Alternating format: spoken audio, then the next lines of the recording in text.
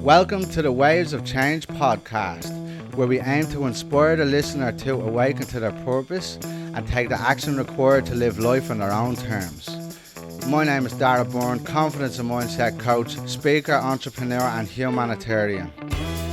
I will be sitting down with creators from all walks of life who grew through the waves of change in their lives to be making the impact in the world they are today.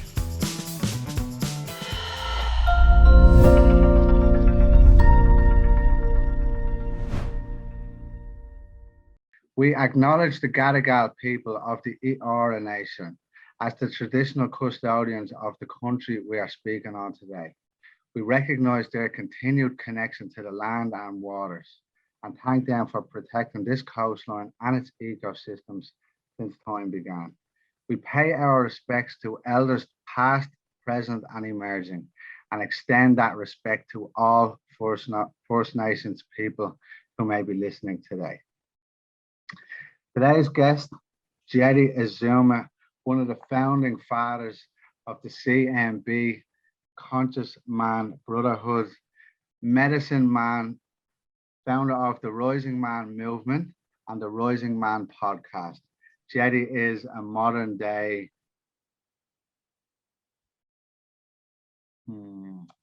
chief, So Jeddy, without further ado, thank you very, very, very much for gifting me with your presence today. Let's get into it, brother. Let's do it, man. Thank you. Appreciate the introduction. So Jeddy, just quickly, can you just give us a little background on yourself, where you came from, where you grew up, what childhood was like for you growing up? Oh man, that's a big old box to fill up. Let's see. I'll hit you with some highlights. I grew up in New Jersey, on the East Coast, 7 miles as the crow flies from downtown Manhattan. When the Twin Towers went down, I watched it happen from my bedroom window. I grew up in an Italian American and Japanese American family, split household. My dad's family's from Japan, my mom's family's from Italy. So made for a very interesting dynamic. I like to think I'm like the embodiment of a yin yang, because my mom was full yin energy, my dad is full yang energy, and it's funny, they complement each other in a beautiful way. But sometimes I ask myself, how did they make it work? I was an athlete growing up. I was very small, but I was also very quick in athletics. So I made my way in the world by learning how to get people to like me. I was very amicable. I became really good at getting people to like me, and I used my athletics and my wit to get in people's good graces, because I was so afraid of what might happen if people didn't like me. So there's a little data point for later on if you want to get into it. Yeah, definitely, because that's touched on my childhood trauma and how I lived. But yeah, sure. Go ahead. Yeah, I mean, there's so many things I could touch on. I guess the other important things are I went to university to study physical therapy, got my doctorate degree in physical therapy, became a physio, I think is what you guys use the terminology out there. I came out of college, 23 years old, with a doctorate degree and a great job. And I felt so empty and could not imagine doing that for the rest of my life. I did not know what to do. So I spent the better part of 3 years numbing myself using marijuana and other mind-altering substances just to escape the emptiness I was feeling and the fear that I did not know how to face, all because there was no mentorship around me. I couldn't point to a man over the age of 30 that I respected enough to listen to. And somewhere in my gut, I knew I needed to go find that. So I ended up going on a 4-month journey all the way across the country with a backpack, just traveling around, going from place to place, learning from different people, tapping into different communities, and ultimately found myself in California with an amazing community of men who ultimately led to the work that I do now, and also a community that led rites of passages. Specifically solo wilderness fasting, spending 4 days out in the wilderness with no food by yourself to have a transformative experience. And so that evolved into the work that I do today. That has become what Rising Man is all about, become my personal mission to initiate a whole generation of men into purpose-driven leadership. And that's probably the best way I could sum it all up in a short amount of time. Wow, that is incredible. What a fucking journey, Jeddy. I just noticed in your native artwork on the t-shirt. I really love that. And so just to bring it all the way back to, witnessing the trade centers, Mhm.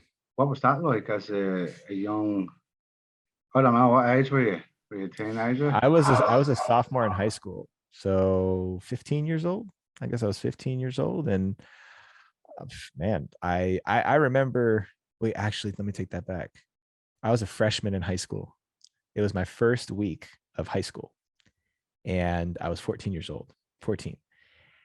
I was so overwhelmed by the leap from, we call it middle school out here. I don't know if you guys call it secondary school over there, Yeah, yeah, we but call it secondary school. They the call it leap, the high leap from school here. secondary, the leap Yeah. from secondary into high school was so overwhelming to me. And I was going to a private school. I was trying out for the soccer team. There were so many big leaps I was making. I remember thinking to myself, I don't know if I can handle this much big change. And I remember thinking to myself, I hope something's got to change. Something's got to happen because this is too much. And the next day, I'm in homeroom class, and there's an announcement on the PA, and the teachers are talking in the hallway, and they come in and they turn on these old television sets, really old television sets that were like all grainy and choppy, and we Oh, literally see the planes flying into the buildings, and we're like, what the hell is going on? So I had no clue. I think most people were amazed by what they saw. You've never, that's never, and never again has that really happened where somebody has taken multiple jets and flown them into buildings. But being so close to that happening, I remember driving home from school and seeing black smoke coming oh, across the river, shit. and just feeling like, what is going on? It was Mm, so beyond me. Even the word terrorism was something that was so new. So you asked me my experience, it was completely mind-blowing. It was life altering. And I experienced a unification of people that was so refreshing, even though it was like the worst circumstances, right? mhm. Thousands of lives lost. But witnessing people come together, people who ordinarily would, especially people on the East Coast, man, New Yorkers, New Jerseyans, we pull no punches, right? We talk shit, we let people know how we feel. But in those times, it was, how can we get through this together? Which honestly, I think planted a really important seed in my body because of how committed and how much I value community. Was Mhm. that was a really pivotal moment among a couple of other ones. That one really left an impression on me.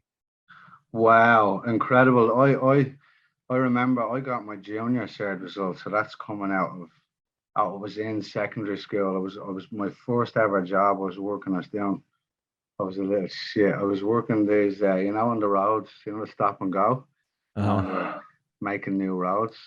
And I used to have a thing. I didn't like the police. I didn't like the police growing up, so I would always see the police cars like miles up the road, and I would always turn it to stop until one day they cracked off and they come in, gave out shit to my boss and all of that. But anyways, yeah, I come home from work that day and it was my junior cert results. Um, yeah, and I come in and my mom was watching on the telly. I was like, what even is that? What's going on? And at such a young age, I didn't understand the significance of what that was going to do to the world. I mean, geez. And for you after that, then, immediately recognizing the need for community and the value of community. What was your action steps from there? Did your life change? Yeah, I think the whole world changed from that point. Mm, In my lifetime, the World Trade Center ranks up there, right up with, as far as just magnitude of experience. I think people on the East Coast were hit harder than anywhere else in the United States, particularly because of just the proximity to that, mhm, feeling the mhm. vulnerability of feeling like, wow, somebody who doesn't like us can come into our backyard and do that. It was very unsettling for a lot of people. I know I felt that.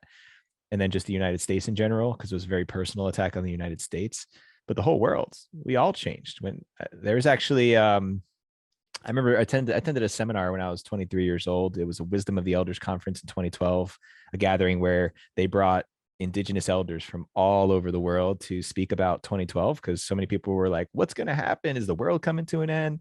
And all these indigenous elders are like, no, let's reel it in a little bit and give our interpretation. And one of the guys who was speaking there was, I'm blanking on his name. What was his name? Greg Braden. And he was Oh yeah, talking I about, know him. Yeah. Greg Braden. Yeah, this was when he was like just starting to like ascend. He had just written a book. I think it was called Deep Impact. No, that's a movie. Deep something. But what he said in his speech was, one of the slides he brought up in his presentation was this chart that measured the magnetic frequency of the Earth, right? Just like the overall magnetic frequency, and they track this. I mean, I guess they track everything these days, and who knows that they track the magnetic frequency of the Earth. And he was, he's kind of like giving some context as to what that means. And it relatively like had a very predictable fluctuation, right? Like it just kind of goes up and down like a wavelength. But on September 11, 2001, the moment that the first plane hit, to within the next hour of when people started to hear about this all around the world, there was a dramatic shift in the frequency.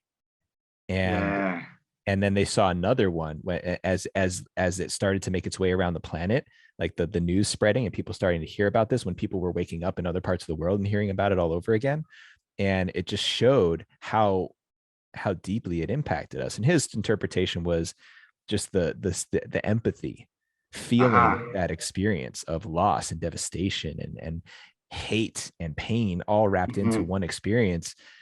So many people were feeling it. So I went on a little bit of a riff there, but just the ability for so many people to tap into a singular experience, much like what we're experiencing now in the pandemic, I think it just reminds us of our humanity. Yeah. We're so connected in a fundamental way.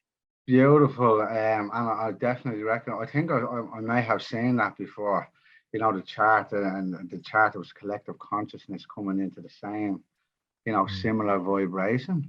And what's just come up for me as you were speaking was, could you imagine we collectively put that amount of energy into healing the planet? What are your thoughts on that, Will, too? When it comes to energetics and spirit, I believe. I'm a believer. I have faith in something that is bigger than me, that I cannot see, that which I am a part of. I'm not a big woo-woo energetics, close my eyes and let the magic happen type of guy. I'm much more in my masculine than that. But I do believe that there's merit to it. I've experienced it myself. I've experienced the value of intention and prayer. That's where I rest my faith. I rest my faith in prayer. But I also, there's a saying that one of my mentors in the ceremonial space says. He's like, you got to put moccasins on prayers. Meaning you can put prayers up, you can pray and put your intentions out there, be as specific as you want, but you got to meet spirit halfway. Things don't just happen. We do have to play our role. Yeah. So that works for me, because I don't like being completely at the mercy of words that I'm speaking out into an abstract universe that I can't see. But I do have supreme faith that there is something that's got a way higher intelligence than I do. Yeah, 100%, and I agree with you fully. We can manifest all of the things we want in our life, but without action. Our mentors, Preston Smiles and Alexi Panos, align committed action. So we can pray and we can manifest, but if we're not putting aligned committed action towards what we are aiming to manifest, then it's just wishing and it's all bullshit. You'd be lucky to be in 20, 30 years from now. And just in regards to your doctorate, like coming out at 23 and feeling empty. Even now, looking back, like what do you notice, or what do you feel that was? I mentioned before that I got involved with a rites of passage community. For people who are not familiar with that terminology or may not have a reference for what that is, a rite of passage is a ceremonial death and rebirth. There are different rituals and ceremonies that indicate specific and significant transformative chapters in our lives, where we go from one stage of life into the next. So a really simple one is when your first child is born, right? You're a father times two. So before your first child was born, you were not a dad, or maybe it was when you conceived, and I don't know when you marked that for yourself. But for me, Yeah. there was a noticeable shift in how I felt and how I operated in the world the moment I laid eyes on my son. There was a transformative moment there. That was a rite of passage. The birth of my son was a rite of passage for me. It initiated me into fatherhood. Now, we have all different types of experiences that could be seen as rites of passages, whether, backpacking in Europe or first time that you have sex. There's a lot of healthy ones and unhealthy ones. It's a conversation for another time. But the fact that I didn't have that growing up, and I think that so many people don't, especially boys and young men, when does a boy know that he becomes a man? Mm-hmm. How do I know unless there is a significant moment that is punctuated and celebrated and witnessed by my community, by my family? So many of us didn't have that. And the fact that I know I didn't have that, I felt very disconnected from a sense of purpose and what I'm here to do in the world. And that's what I attribute it to. And that's where I got the inspiration to do the work that I do from. Jeddy, you just said something really important there, and you raised the question on awareness. I mean, the how does a boy know he becomes a man? And I know that just thinking about it now, I judged manhood by puberty. That was from what I can remember. That was sort of when you hit puberty, you're a man now. According to my surroundings, I believe that's what the belief I had. But again, now with the awareness we have now, I feel I'm only becoming a man now. I feel I'm still in that transition the last few years, and it's like I'm not a man. I am a man, but I'm getting more growth or becoming more of a man as time passes. So it wasn't a definitive moment when I crossed, I just done this rites of passage and bang. But it's just in regards to modern day society, especially with this whole new information, the information age and social media and, all of those external validators, how important do you feel it is to be in community, or also that rites of passage, be guided by eldership? So just before, there's a three-pronged question, but also what I recognize that today, in today's society, that whole elder, the eldership of the community, the chief, as I called you at the start, is not very popular / mainstream. That whole eldership of stories around the fire hasn't, it's not passed down as much as it used to be in previous and native generations. So what are your thoughts on, helping to replenish that part of our humanity? Really great questions, man. The first thing that comes to my mind is I always like to say you can learn a lot about a people by the way they treat their elders and the way they treat their youngers. Right? If you can learn everything that you need to know about a nation of peoples, a community of peoples, by how they treat their elders and how they treat their youngers. So just here in the United States, our elders, when they get old and they start to become senile and they become less independent, we put them in nursing homes where they rarely see their family, and they're, in most cases, they're not often visited, and they're, for the most of the rest of their lives, there's people who don't know them, who don't know their story, who don't know who they are on an essential level, taking care of their every need. Right. So that's on one end of the spectrum. And then how do we treat our kids? Well, we over medicate our children. We force them to sit in chairs. We stifle their creativity and unique self-expression to put them into a box that we call modern day education, so that we can create robots and clones of each other that can perform the standards of what's required to be a effective human on this planet. So when you ask me, what is incongruent here, and I know that that's pretty much the same story for many of the quote unquote first world countries, right? The leading progressive nations are the ones who treat their elders and their youngers the shittiest. We don't have that level of respect and reverence, whereas more traditional peoples, more native indigenous peoples know that the value of the elders is that they're the story keepers. They've literally been around on this planet the longest. They've seen the most, and therefore they have the most to offer when it comes to wisdom and guidance and direction. Right? They're taken care of, they're worshiped, they're respected, they're valued in their communities. And the children are seen as the hope for the future, right? The light of the world, that which we do everything for. So I've really embraced that mindset as much as I can. Partly all the experiences that I've had, going back to my days as a physio, one of my assignments was working with the very elderly, like the geriatric population. And I saw so many different examples of people who were really well supported and loved, and their dignity was preserved by their families. And then people who were might as well have been forgotten by their family at that latter stage of their lives. So I'm fortunate to have been able to witness that, to make it clear that I never want to do that with my elders or my parents or my family in that way. So I think there's just in general, that second part of the question was having more of a reverence and respect, and seeing the value in all people, instead of expecting that we should be valued, but offering that same value and reverence for the full spectrum, right? The newborn baby and the elder taking their final breath, right? That's a good start.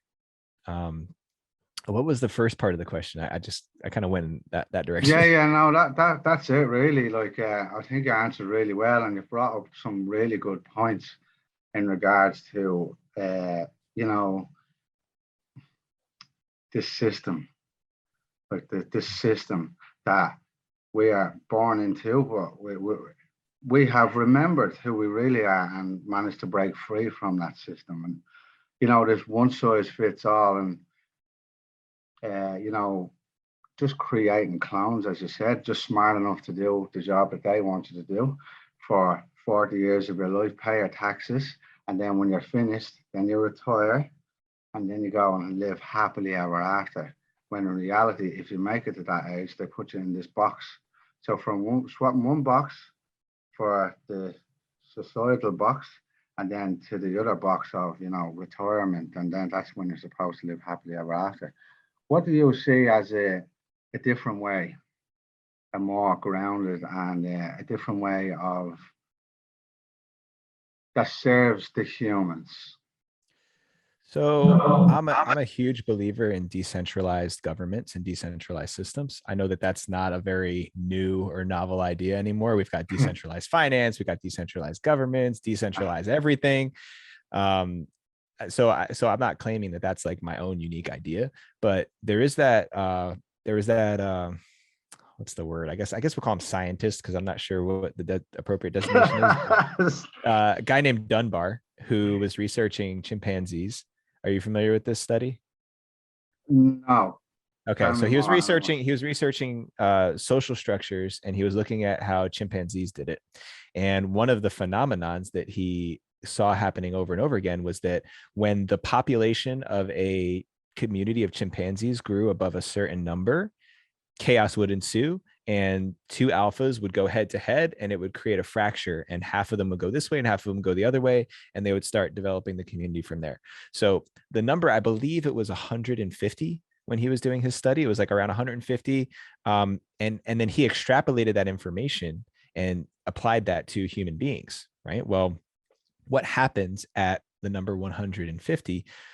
One of the biggest and most relevant interpretations of that is that at a certain number, we begin to have strangers in the community. So if we have a community of 5 people, really easy to get to know each other, right? We could probably even know each other to a really great depth.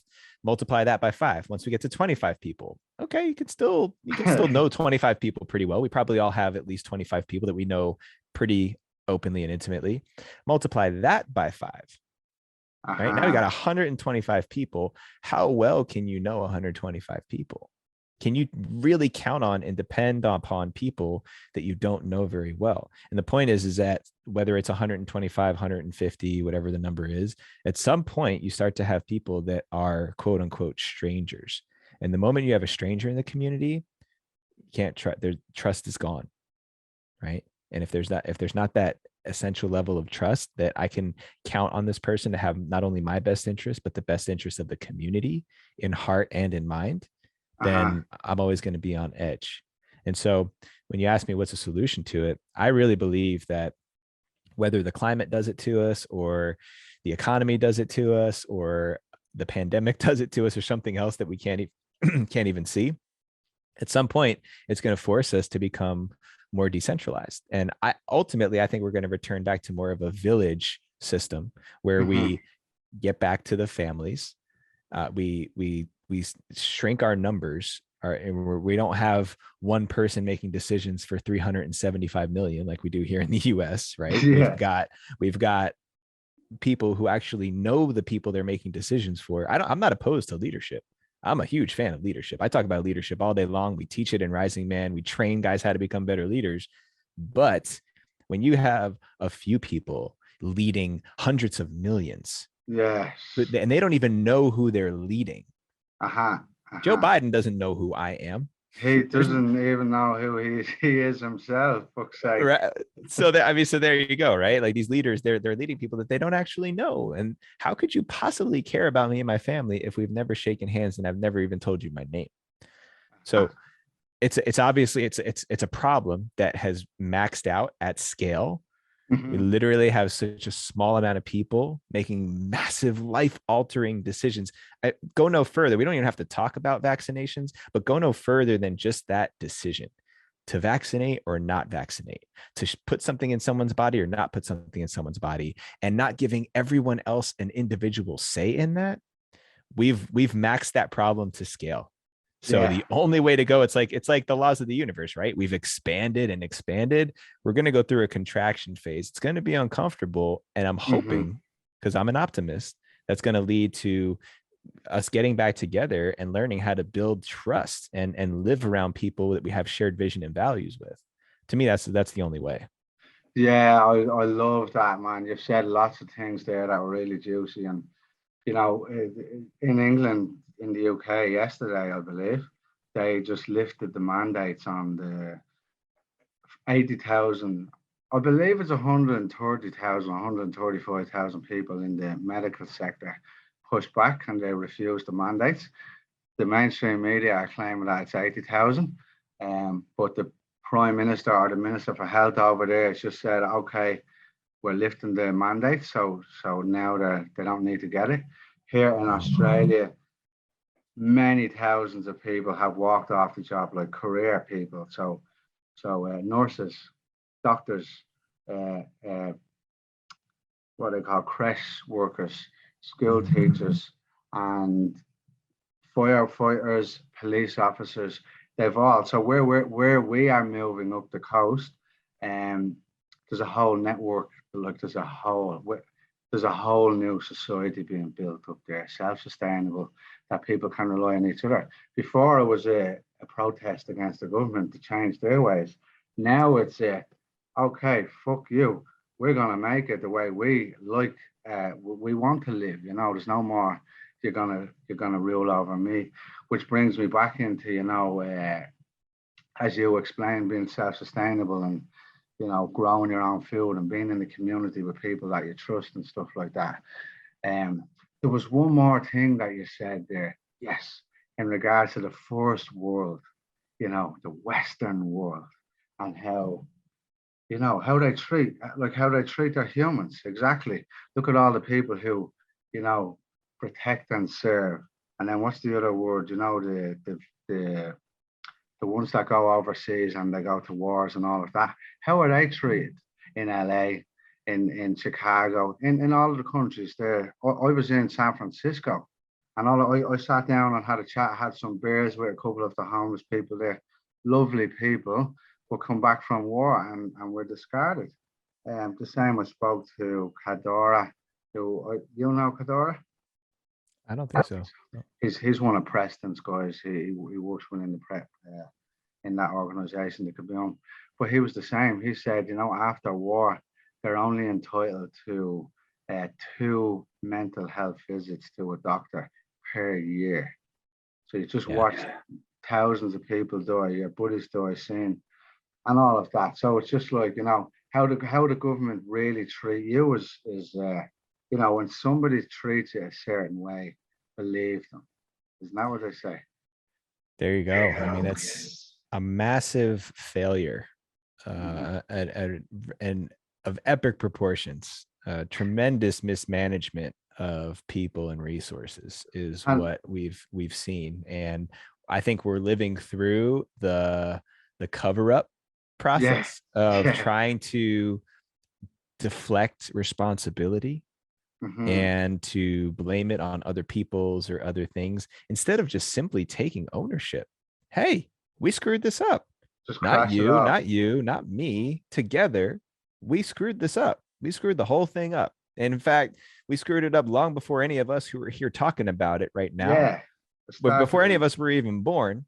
But who Mhm. cares? Because it doesn't matter whose fault it is. What are we going to do about it? That's the difference between problem oriented people and solution oriented peoples, where we're so concerned with getting reelected or if people are going to like us. Fuck it. I'll take responsibility right now. I'll take responsibility for the fact that I still drive cars that use gas. I'll take Uh-huh. responsibility for the fact that I have a computer that has a microprocessor and a chip in it that they had to spend God knows how many fossil fuels to dig out of the earth. I'll take Mhm. responsibility for my part in it. Where are we all going to finally, when are we all going to finally take responsibility for our part and make that less relevant than what we're going to actually do to make a change? That's the Yeah. conversation. Yeah, 100%. And you see people, because they sit at home in their house and they're, you know, watching all of these things on screen, think that these things don't affect them. The same with all of this, you know, this money that was printed out of thin air, to the point of the value of the note, or the note that it's printed on, is worth more than the value of what's written on the note. So eventually that all comes home to roost. The point I was making about the first world and the quote unquote third world was, you know, if certain things happened, or that would immediately flip on its head. Because in quote unquote the third world, all of the elders and the people with less resources than we have in the Western world know how to farm the land. They know how to sustainably live. They know how to grow their own food, be resourceful, even with the water that's dirty and filthy. They learn to clean it and all of those things. What happens, for instance, if the power grid goes down in one of our major cities? What do we Mhm. do as domesticated men and women? Which brings me as a great segue. First of all, you can go with that question, and then, you know, your invitation is to take it into the domestication of us humans over the last 100 to 200 years. Well, in the same breath where I called it a massive failure, it's also been a raving success.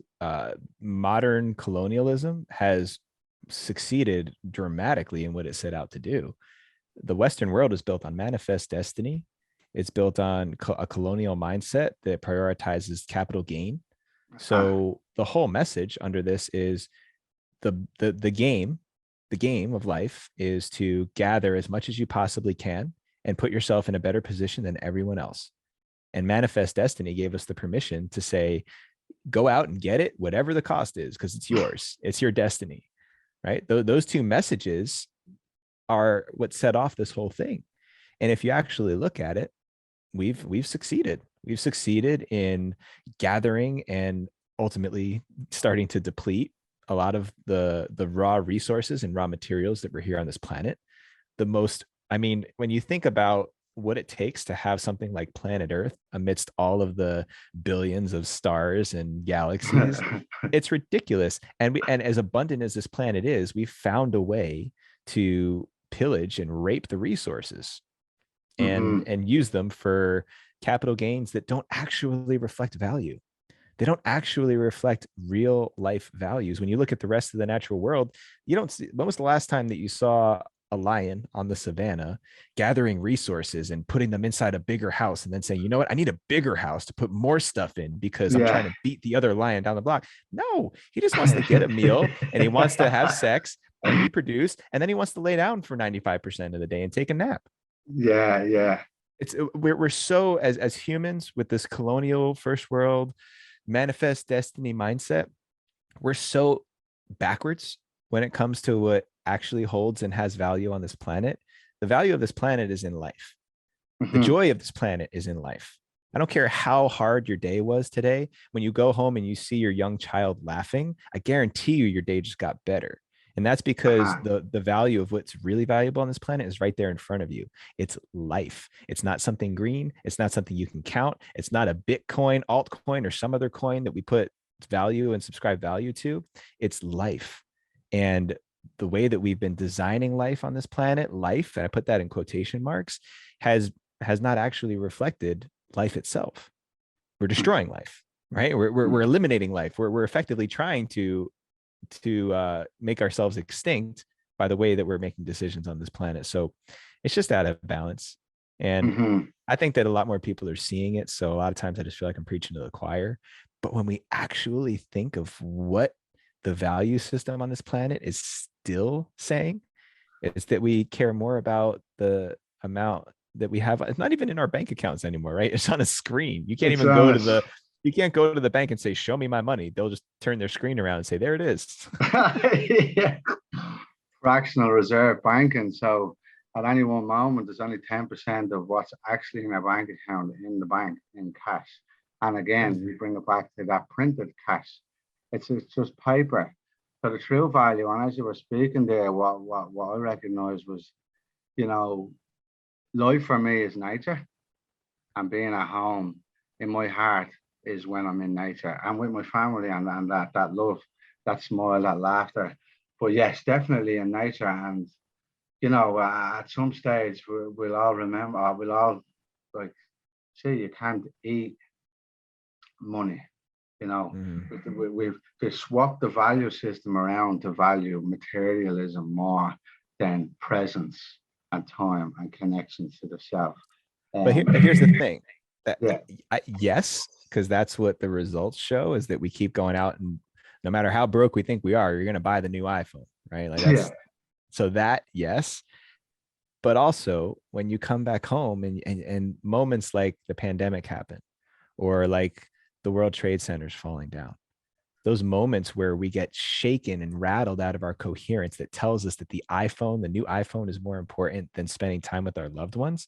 Those things snap us back to what we actually value and care about. Because I don't buy that we don't actually value presence and time with our loved ones. We all do. In fact, in some real twisted sense of logic, that's what we're actually trying to do. I catch myself in this all the time. I'm like, I'm doing this so that I can get more time with my loved ones and my family instead of just being here with them right now. So I think we actually do. I'm on that boat right now. That ship, should I say? Well, see, but at the end of the day, if you ask somebody, hey, take all your problems away, what's the one thing that you want more of? Most people are going to say something along the lines of more time to spend with their loved ones, more time to spend with themselves, reconnecting with themselves, or more time in beautiful places to enjoy life around us. So beautiful. Yes, twisted. Yeah. So Jeddy, quickly, if you could touch on, what it was like to give up your doctorate degree, and now what exactly it is that you do today. Yeah, well, that was a journey in of itself. Going through six. Just before you go as well, it's like, in this modern day society, one of those would be deemed as the Holy Grail. And then, the other one would be deemed as, less than or outside of society, like weird. So yeah, go ahead. I'll never forget. It was January 11th, 2011. My first day on the job at my first corporate physiotherapy gig. I think I was making like $52K a year at 23 years old, fresh out of college. Because my parents hooked me up, I had no college debt or student loans. So I was just banking like $1,800 a week or something, like, or every pay period, every fortnight. And I was just like, this looks great. I'm stoked to be making money right now. Sure beats a minimum wage job as a personal trainer at the gym. Yeah. And I go to work, and I was nervous, right? Because I'm going to my first day of work. I got my, buttoned up all the way, my tie and everything. And I'll never forget, I did my first 4 hours on the job. I saw a couple of patients, mostly was doing orientation work. I went, I walked out for my lunch break and I was literally shaking. Like my hands were shaking. I was like, what the fuck is wrong with me? I'm 23 years old. I don't know. I don't even know how to talk about this stuff. Simultaneously, I'm also highly anesthetized, right? I'm smoking cigarettes and weed and doing all that kind of stuff because of what I mentioned before. But here I am, I'm literally shaking because what I realized in that moment is there's no way I can do this for the rest of my life. There's no Wow. way. Day one, Wow. after 6 years and hundreds of thousands of dollars in education, Fuck. I can't do this anymore for the rest of my life. It took me 2 years of working that job before I finally said, I can't do it anymore. My parents, my mom was like, are you okay? I was like, I'm going to quit my job and I'm going to travel. My dad was like, well, the hell you're not. Like, we just put you through college. You got to get a job. You got to start doing some You gotta real start paying the advanced stuff. bills around here, man. And I just couldn't do it. And, you know, it was such a powerful point in my life because, and I obviously, you know, you become the medicine that you needed. I tend to attract young men who are in their early to mid 20s and guys all the way up into their mid 30s too, who are looking for that sense of purpose. And as challenging of a journey as it's been, because I could tell you about all the different stages of the journey, you know, when I went on that trip and then I met my wife and I became a dad, all that. But ultimately, what I learned looking back on it is that my body was resisting it. My mind was like, nah, we just got to stay on board, stick with the program. It's going to be fine. My body was freaking the fuck out. And I just knew that I couldn't do that anymore. I got to do something different. It made no logical sense. I had an amazing community of friends. I was, like I said, on paper, 10 people out of 10 would trade their problems for mine, guaranteed. But I couldn't do it anymore. And the fact that I listened to my body in that moment, listened to the twisting in my guts and said, I got to go find and do something else. It probably would have been a much easier life if I just kept doing what I was doing there, graduated the ranks, became a manager, opened my own practice. And then, you know, within 10 or 15 years, I'm making, you know, 7 figures and I'm just miserable. It would have been easier for me to do that. It's been much more challenging for me to acquire a unique skill set and figure how to apply those skills to a vocation that never even existed. I don't know anybody else who's making a living doing exactly what I've done in my life.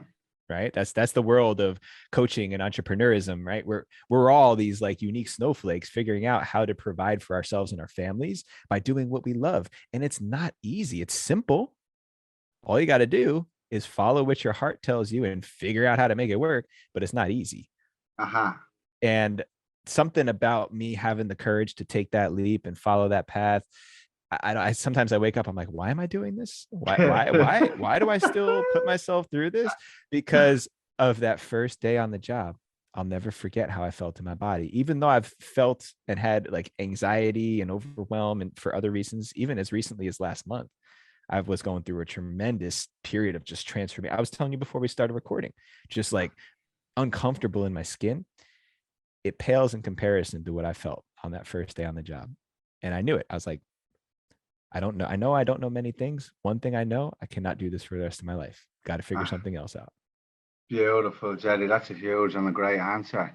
Some good analogies. And, you know, the biggest thing that's flaring up for me right now is the importance of trusting your intuition.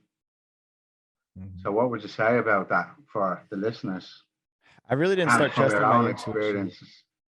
Yeah, I didn't really start trusting my intuition until probably that point in my life when I decided to go on that trip. Yeah, because my gut was always talking to me. I think our intuition, that higher voice of truth. Some people, I feel it in my gut. Like if I'm doing something that's not congruent with my higher self, my insides just feel twisted. That's how I experience it. Other people might experience it in different ways. To me, it's ultimately just that voice of truth that lives inside each and every one of us that is muffled and tuned out and influenced by our parents, by society, by social media, by our peers, by our friends, etc. And being able to connect back with that voice is everybody's first mission on this planet, right? Your first mission Get to know that voice, get to know it really clearly. And then once you've made yourself familiar, acquainted yourself with that voice, start to listen to it. Start to let that voice make some decisions and have some say at the table. I'm not saying that logic doesn't, I mean, there's a reason for everything. There's a reason why we can compute, make calculations, have strategies. But until you balance that out with what your body is telling you, it's like the same thing of some reason why you don't walk down that dark alley that you always walk down. That one time you don't walk down that dark alley because something's waiting for you down there and you just feel it in your bones. Going back to the natural world, right? Like you said, you love nature. Yeah. That's why the gazelle's like, not today. I'm not gonna go look around that rock today. And lo and behold, king of the jungle's waiting there to tear you to pieces. Right? And if you don't listen to that gut, then there's consequences. You're in for some some twisted lessons. And what was you were speaking about, you know, before we spoke about, you went through a bit of a roller coaster in the last 12 to 14 months. Do you want to touch on that? What was going on for you? Let's see. 2021, crazy year. 2020 was a challenging year for everybody. That was like first year of the pandemic. Is the world ending? What's going to happen? But it was actually one of the best years of my life. Right. I stepped away from my former career officially once and for all, stepped into what I love doing. I was taking guys out on fasts. I was leading guys on virtual calls. I was providing for my family, doing something that I love. As hard as it was to navigate this changing world, 2020 was great. 2021 whooped my ass. And it started in May. Suddenly and tragically lost my dear brother, Silvio Acevedo. I call him a brother because he was a brother to me. He was my best friend's younger brother. I knew him since he was 12 years old. He passed away a week before his 27th birthday from an accidental drug overdose. I've become very outspoken. He passed away from fentanyl poisoning. I don't know if it's a big deal down there in Australia, but no, I've heard about it. I don't know if it's here in Australia, but I heard it's a big epidemic in the US. It's Is bad. Is it a prescription drug? Yeah, they're basically people who think that they're getting something are getting fentanyl, which is a highly concentrated synthetic opiate, which is like 10,000 times the potency of heroin. So even just a little bit can cause like an overdose. And where does it come from? Laboratories, right? I mean, let's not go down that rabbit hole, but yeah, true. He passed away tragically in May. It completely flipped my life and my community's life upside down and set me personally on a trajectory of a rite of passage. I didn't know it. I thought it was just, okay, I lost my little bro, got to go through the pain. I haven't had a loss that tragic and that close to me in my adult life. So I just got to feel this. I learned a lot about love and grief. I learned that grieving expands your capacity for love. So I learned a lot of important lessons this past year. I learned that you don't really love somebody until you lose them. You hear that in like hip hop songs and romance songs, but there's actually merit to that. You gain a new capacity for loving somebody when they're gone, and they don't have to die. I mean, even if it's just the end of a relationship. But that sent me on just a whirlwind of these experiences. I mean, every layer of my life: financial, family, future, vision, health, my mental state, my spiritual life, every significant domain to me was challenged. It was basically like the universe said, "Oh yeah, is that really who you think you are and who you say you are? Then show us."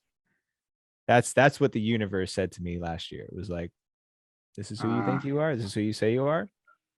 Prove it." And that's what I've been given the opportunity to do, is to put even more action behind my words, behind who I say I am. Because the only sense I can make of the last year is that spirit, creator, whatever you want to call it, is calling me forward into who I know I can be, because it's been uncomfortable as hell. And I rest my faith in the process, and the transformation, every time I've experienced it, has always come through significant periods of challenge. Brother, I just want to honor you, man, for all of that, and extend my love to your little bro and Thank the you. journey that he went on and where you're at today. And something you said as you were speaking there, opportunity. Mhm. The universe blessed you with this opportunity to dive further into yourself. And I just want to highlight and pay homage and huge respect to you, first of all, to recognize that as a blessing. Because this is it right now. The waves of change. This is it right now. How how can we change our relationship with life in order to allow it to serve us and step higher into our greatness just by certain mindset shifts instead of being in the victim consciousness and the victim mindset, which is like a huge testament to your character in explaining that the universe blessed you with this opportunity to really show who you really are. Um, so deep respect for that, Jeddy. And, brings me into, what you actually do. I think, is it called Big Tree? Is that the national park? Death Valley, Death Valley. That's where you go and you do your initiations and your one of the places. passage. What? So, do you want to expand on that and let us know what exactly what it is that you do? Yeah, well, I mentioned it a little bit earlier, alluded to it at least, that we do. One of the significant transformations in my life at the age of 26 was going out on a solo wilderness fast. So some people are familiar with wilderness fasting, 4 days of going out into the middle of nowhere without food, sometimes without water, as a ceremony or a rite of passage. That's what I got to experience when I was 26 years old, and really going out with the purpose of claiming a vision, claiming a purpose and a direction for my life, and spending those 4 days of isolation and silence and solitude. uh, Tremendous. It's still, I've had some pretty incredible experiences in my life. I've done a 10-day silent meditation and 4 days out in the middle of nowhere with no contact with other humans and no food and no comforts, nothing to distract myself, was still is still the most transformative experience that I've ever had. And we bring men on these experiences, on these journeys to obviously it's not as simple as we pick you up, we drop you off in the middle of nowhere, and then we come get you 4 days later. There's a lot more to it. Yeah. But Well, creating my that jaw is ceremony. literally on the floor here, but yeah, carry on. Yeah, well, because the reality is that no matter where your ancestry comes from, we all have land-based rituals that had some combination of solo time out in wilderness without food, some sort of fasting, or with not withdrawal. Yeah, we'll just say fast, a fast from some comforts in order Technology. to gain clarity. Yeah, well, in this case, the more modern ones. But we all Hmm. have this in Oh our yeah. ancestry, and it's something that's been lost. It was lost when my relatives migrated here from all the different places that they migrated from. All the people whose DNA landed on different parts of the planet relative to where their ancestors were for literally hundreds of thousands of Yeah, years. yeah. I see what you're saying. We lost those ways, and we've replaced them with fraternities and gang initiations and getting drunk and having sex for the first time as I'm a man. Yeah, And this work is really about reintroducing ritual, rites of passage and ceremony into the initiation from boyhood into manhood, and really initiating men into a life of purpose. That's what we're doing. that's incredible. And do you, first of all, what is it like to, what was it like for you 4 days in the wilderness? I mean, do you just go out and this is your spot? You decide to hang around there for the next 4 days, and do you have a watch, or what do you gauge it off, and how do you not get lost? Because that's all I'm seeing right now is that fear and loathing in Las Vegas where they're in the middle of the desert and they don't know what the fuck is going on. If they're Uh, there for too much longer, they've no water, there's no surviving. sure. Um, yeah. So what is that like?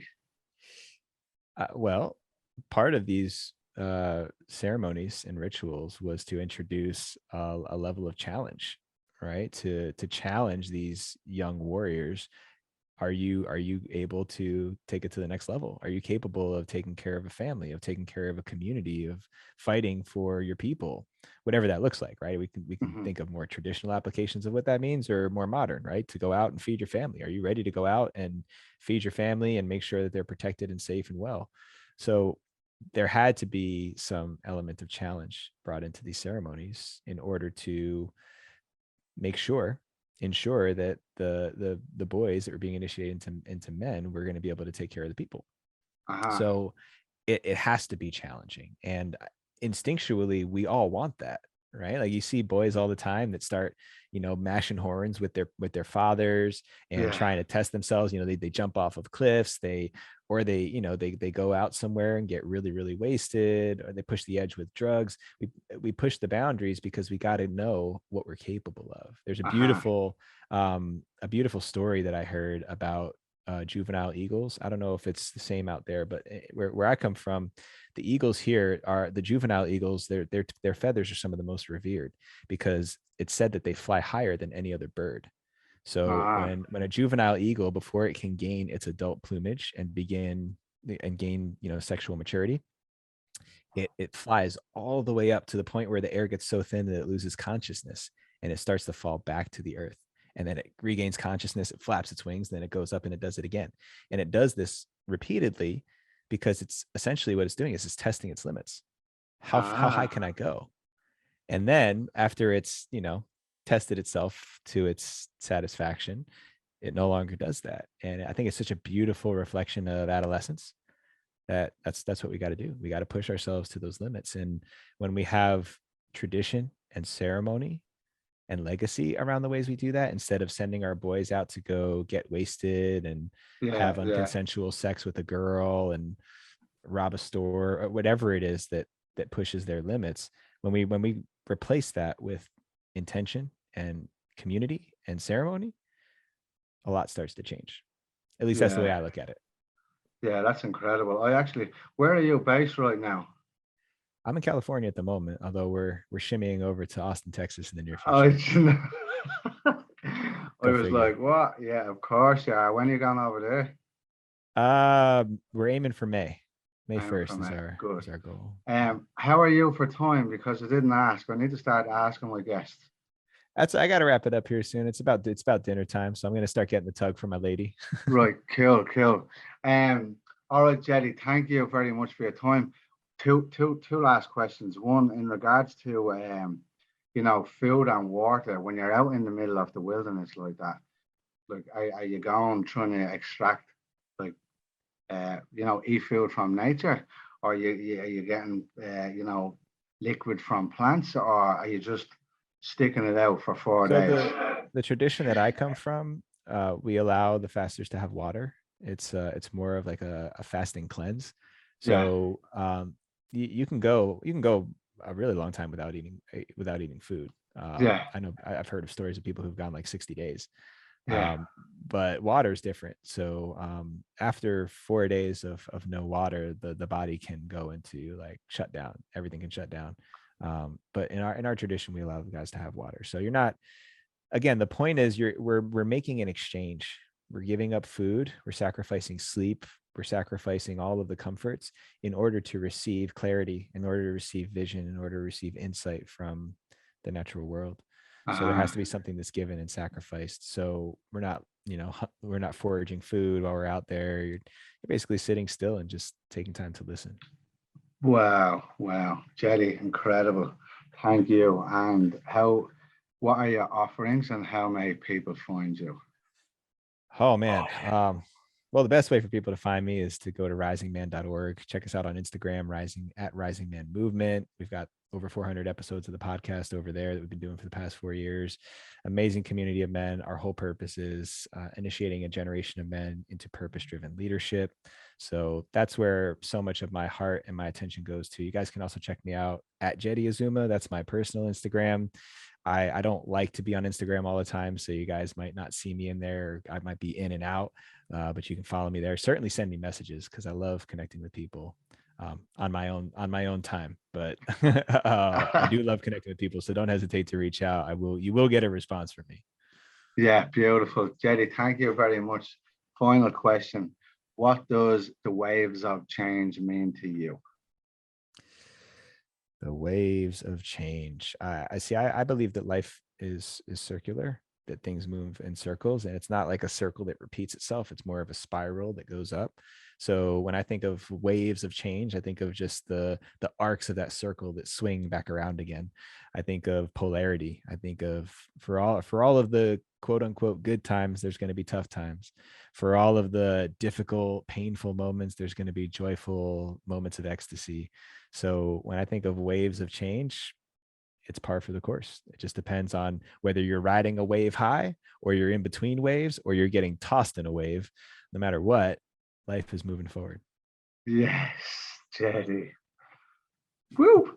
Thank you very much, brother. Thank you for your time. Honor, And bro. yeah, all the best. Give my love to your family, and I'll speak to you soon. Thanks for listening. I hope you enjoyed the podcast. If anything resonated for you, please leave a comment below. If there's anyone who may need to hear, please share. I love this. Have a lovely day.